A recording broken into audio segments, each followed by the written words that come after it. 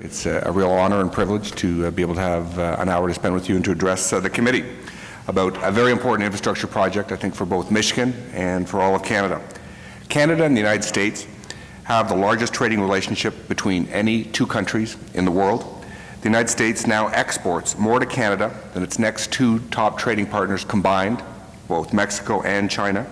Since we signed the Free Trade Agreement in 1988, two-way trade between Canada and the United States has tripled. Today, close to $2 billion in trade crosses the border between our two countries each and every day. 35 states have Canada as their leading export market, including Michigan. And Canada-U.S. trade supports more than 7 million American jobs, with over 220,000 of those jobs right here in the great state of Michigan. Canada and Michigan share a mutual interest in improving trade and investment opportunities to stimulate the regional economy that has been hard hit by job losses, particularly in the manufacturing sector, and in improving the efficient and secure movement of goods across the Canada-U.S. border. There is widespread support for this project.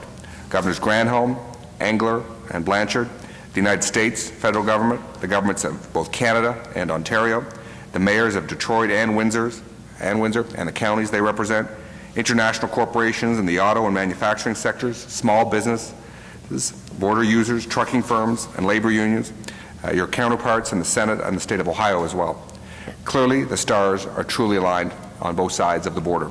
As I noted earlier, Canada will provide up to $550 million to the Bridge Authority, and it will be responsible for covering any shortfalls between toll revenues and availability payments. The funding is not alone, but increased equity in the project that will be repaid solely from future toll revenues. This funding will be provided directly to the Bridge Authority to be established jointly by Canada and the state of Michigan. As such, Canada will be repaid by the Bridge Authority from future toll revenues.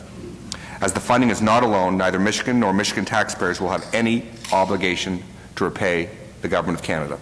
I should also add that thousands of jobs that this project will generate will benefit both Americans and Canadians. There's no hidden agenda. Canadians will not take all the jobs. By building the new crossing, we expect jobs to be created almost immediately. In fact, this could amount to about 30,000 jobs in the Detroit-Windsor community alone.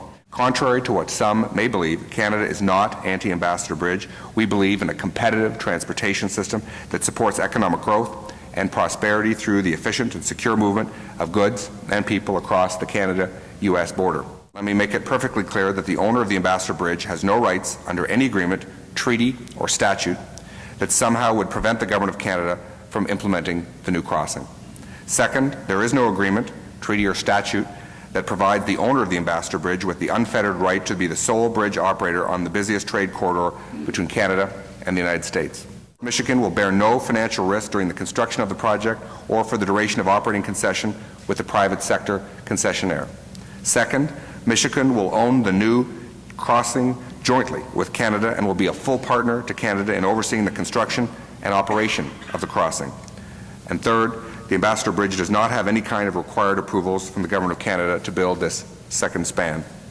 Let me conclude by stressing that we need to work together to get this project built. Canada is committed and we're ready to go. I'm pleased to say that the province of Ontario is equally enthusiastic and a good partner with us.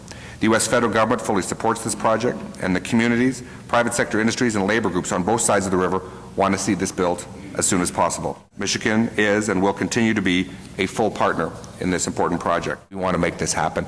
There is an unparalleled enthusiasm for this. To get the Government of Canada, the Government of Ontario, the left, the right, business, labor, manufacturing, to get the strong support on the Michigan side. Secretary LaHood has come out 2 or 3 times now. President Obama has spoken of this. So we've got good support from 3 governors, including the incumbent. We've got good support from the mayors. The time is right to make this happen. This is a lot of money. It's going to create a lot of jobs, badly needed jobs in the short term, and really help secure the trade in the medium and long term. And that's, I guess, the enthusiasm and commitment that we bring to it to make it happen. I just don't want 10,000, 20,000, 30,000 construction workers to be sitting at home unemployed for another year while we seek this legal, we wait for the judgment. Let's get on with it and get those jobs created now.